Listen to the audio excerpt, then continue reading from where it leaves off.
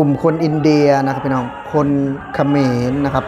คนอินโดนีเซียพี่น้องเข้าไปประท้วงทุบตึกอาคารนะพี่น้องอยู่ที่ชัยนาทาวน์หรือว่าสีหนุวิวนะซึ่งเป็นเขาเรียกว่าเป็นจุดหนึ่งอีกที่เจริญนะเจริญสุดๆแล้วคือจะมีคนจีนนะครับพี่น้องแล้วก็คนต่างประเทศซึ่งคนเหล่านี้นะพี่น้องเป็นสแกมเมอร์นะหรือว่าทำงานแก๊งคอลเซ็นเตอร์นะครับนี่ก็เป็นคนอินเดียนะครับเป็นคนอินโดนีเซียแล้วก็คนเขมรด้วยนะครับพี่น้องที่ไม่พอใจนะน่าจะโดนเจ้านายนะโกงเงินและไม่จ่ายเงินด้วยนะแล้วก็อีกปัญหาหนึ่งก็คือเหยียดเชื้อชาติด้วยนะพี่น้องเนาะไม่พอใจรุมกันประท้วงนะพี่น้องนี่คือจะถึงจุดสิ้นสุดแล้วหรือยังนะพี่น้องนี่คือเหตุการณ์ที่โหดร้ายมากๆนะครับท่านผู้ชมนะเหตุการณ์ที่ถือว่าเขมรเนี่ยอาจจะยังไม่เคยมีด้วยซ้ำหรือว่ามันจะเป็นโมเดลในป่านะครับท่านผู้ชมซึ่งคนเหล่านี้ก็ส่วนมากจะไม่ใช่คนเขมรครับท่านผู้ชมก็จะเป็นคนต่างประเทศนะคนอินเดียคนอินโดนีเซียนะพี่น้องที่เข้ามาทำงานนะเป็นแก๊งสแกมเมอร์เนี่ยพี่น้องเนี่ยนะน่าจะโดนพวกเหล่านี้น่าจะโดนนายจ้างโกงเรื่องค่าแรงด้วยพี่น้องคนเหล่านี้มาทำงานแบบโกงชาวบ้านเนาะแล้วก็โดนเขาเรียกว่านายจ้างเนี่ยเนาะคนจีนเนี่ยโกงกลับนะเพราะทีนี้อดรนทนไม่ไหวครับพี่น้องหลุมประท้วงเนาะเกิดเป็นม็อบสีเทาขึ้นมาประท้วงนะพี่น้องถือว่าหลายพันคนนะท่านผู้ชมนะเอาเข้ามาประท้วงนะถือว่าเป็นเหตุการณ์ที่ส่งผลสะท้อนถึงเขมรนะว่าขนาดคนที่เขาจ้างเขาเนี่ยครับมาหลอกเอาเงินชาวบ้านนะเพื่อเข้ากระเป๋าตัวเองแล้วยังโกงได้นะครับพี่น้องแน่นอนว่าสิ่งเหล่านี้ไม่เกิดขึ้นนะถ้าไม่มีการโกงเกิดขึ้นนะที่บอยอดรู้มาตามข่าวนะก็บอกว่า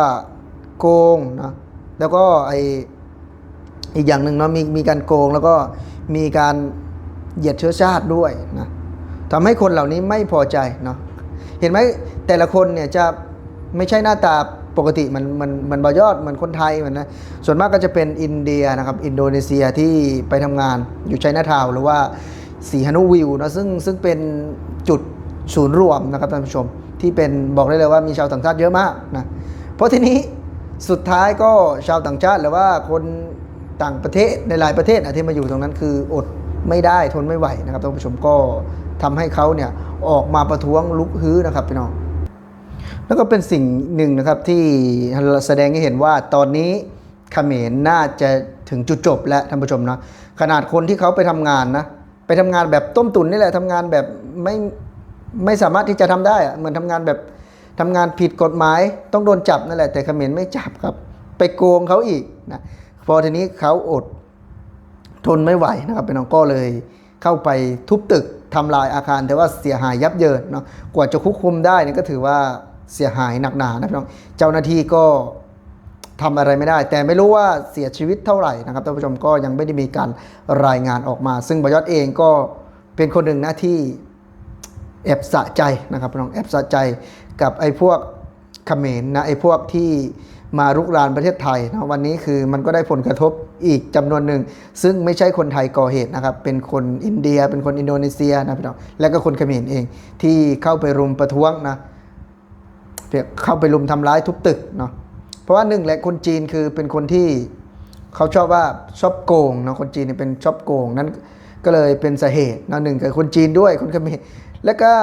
น่าจะเป็นนักการเมืองเขมรด้วยแหละเนาะที่รู้เห็นเป็นใจนะครับเรื่องนี้คือหลอกเขาไปทำแก๊งคอลเซ็นเตอร์แล้วนะครับยังไม่จ่ายเงินอีกพอตอนนี้ไปทุบตึกทุบอาคารทุบคอมพิวเตอร์นะถือว่ามีความเสียหายยับเยินนี่คือถึงจุดสิ้นสุดแล้วหรือยังนะทุกคนคิดเห็นอย่างไรซึ่งบอยอดเองก็เป็นคนหนึ่งนะครับที่มาอยู่ประเทศไทยนะได้เห็นหลายๆสิ่งหลายๆอย่างในประเทศไทยหนึ่งในนั้นก็คือความสามัคคีนะครับท่านผู้ชมประเทศไทยถึงแม้ประเทศไทยเนี่ยทุกคนที่ไม่เคยมานะเขาอยู่อาจจะอยู่เขมรหรือว่าอยู่ลาวเนี่ยก็จะมองว่าประเทศไทยเนี่ยเป็นประเทศที่มีคนดุร้ายเป็นคนที่ไม่มีน้ำใจแต่พอได้มาอยู่จริงๆคือมันลาวฟ้ากับเหวเลยครับคือคนไทยเนี่ยมีน้ำใจแล้วก็มีความสามัคคีเห็นไหมน้ำท่วมเขาไปช่วยเหลือกันนะครับเพลิงไหม้เข้ามาช่วยทันทีนะมีเหตุจลาจลต่างๆก็คือรวดเร็วทันใจ แต่เขมรนะครับพี่น้องตำรวจก็ยังกลัวนะครับพี่น้องเหตุการณ์นี้เกิดขึ้นคือแอ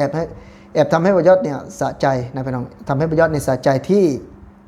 พวกที่ไม่ดีคิดร้ายต่อประเทศไทยมันได้เจอผลกระทบแล้วครับพี่น้องนะซึ่งก่อนหน้านี้ก็มีเหตุการณ์ประท้วงนะปิดด่านประท้วงปิดถนนประท้วงเรื่องเงินเดือนนะพี่น้องวันนี้ก็เรื่องเงินเดือนเหมือนกันนะครับท่านผู้ชมนะก็เป็นเรื่องเดิมๆนะที่ไม่สามารถแก้ไขได้นะครับพี่น้องเป็นเขาเรียกว่าต้มตุ๋นเนาะเหมือนแก๊งต้มตุ๋นเหมือนแก๊งคนหลอกลวงเนาะแต่มาหลอกกันเองพอทีนี้ก็เหตุการณ์บานปลายนะครับทำให้ไม่พอใจกันนะทำให้ไม่พอใจกันก็ลุกฮือขึ้นมาสิครับหลายพันคนนะครับเต็มอยู่ในเดินจะประยัดขึ้นให้ดูนะซึ่งพอได้เห็นแบบนี้ก็คือมันเป็นอีกหนึ่งบทบาทหรือเปล่าเป็นอีกหนึ่งเรื่องราวหรือเปล่าที่ฮุนเซนนะหรือว่าฮุนมาเน็ตเนี่ยจะหมดสิทธิแล้วนะครับท่านผู้ชมหรือว่าจะหมดปัญญาแล้วนะครับน่าจะไปไม่รอดแล้วเพราะฉะนั้นฮุนเซนก็มีร้อนหนาวนะครับคือคนที่เขาเข้ามาเนี่ยแน่นอนว่าเขามาทำงานแบบผิดกฎหมายคือแก๊งคอร์เซนเตอร์เนี่ยแน่นอนมันต้องผิดกฎหมายอยู่แล้วแต่ใครจ้างนะก็หนึ่งคนจีนแล้วก็ผู้มีอิทธิพลอยู่ตรงนั้นที่ควบคุมคนจีนอีกทีหนึ่งนะพี่น้องควบคุมแบบว่าให้ต้องทำแบบนี้คือมีแบ็กกราวด์อยู่เบื้องหลังเพราะฉะนั้นวันนี้โทษใครไม่ได้ก็คือโทษเขมรเองนะครับที่คนต่างชาติเข้ามาแล้วเขามาก่อความวุ่นวายมาเป็นม็อบสีเทานะพี่น้องทุบตึกทุบอาคารนะครับทำให้มีเหตุการณ์บานปลายเสียหายน่าจะยับเยินเลยนะครับท่านผู้ชมกว่าจะเขาเรียกว่ากว่าจะขี้คายสถานการณ์ก็สมควรแต่มันยังไม่ได้มีรายงานว่ามีผู้เสียหายหรือว่าตุยเท่าไหร่นะครับท่านผู้ชมแล้วทุกคนคิดเห็นอย่างไรกับคลิปนี้ก็คอมเมนต์เข้ามาดูนะครับพี่น้องสำหรับคลิปวิดีโอนี้ซึ่งบยอดเองก็บอกได้เลยว่าเห็นแล้วคือสะใจนั่นแหละบยอดพูดได้เลยว่าสะใจเพราะว่าสิ่งที่เกิดขึ้นนะแน่นอนว่า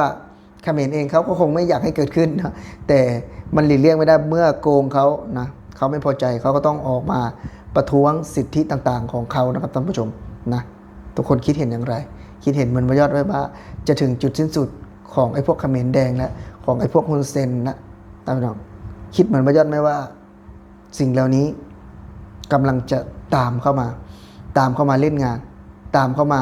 ถาโถมใส่ฮุนเซนทุกคนคิดเห็นแบบใดก็คอมเมนต์มาเบิ่งนะครับเด้ออยู่ใต้คอมเมนต์นะครับสำหรับวันนี้มื้อนี้บยอดเองก็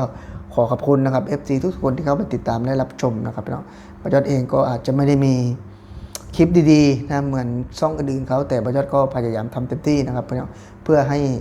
เห็นว่าบยอดเนี่ยรักประเทศไทยนะภูมิใจที่จะอยู่ประเทศไทยพี่น้องครับสวัสดีครับ